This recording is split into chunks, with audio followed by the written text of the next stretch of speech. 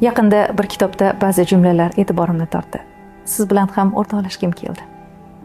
Oilali kishi bilan gaplashdim. Bo'ydoqlik davridagi hayotini zavq bilan gapirib berdi. Bo'ydoq bilan gaplashdim.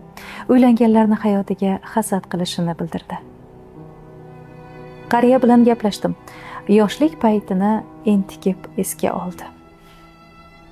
Yosh bola bilan gaplashdim. Qachon siz kabi katta bo'laman dedi. Boy bilan gaplashdim. Oddiy va kamtarona hayot tarzida halovat bor ekanini ta'kidladi. Kambag'al esa yo'qchilikdan nolib, boylikka oshiq ekanini aytdi. Ahamiyat bering, inson qalbi doim nimagadir muhtoj. U o'zgaruvchan. Ehtiyojlarimiz bizni Robbim ne'matlaridan, bugunimizni shukridan bebahra qoldirmasin-da.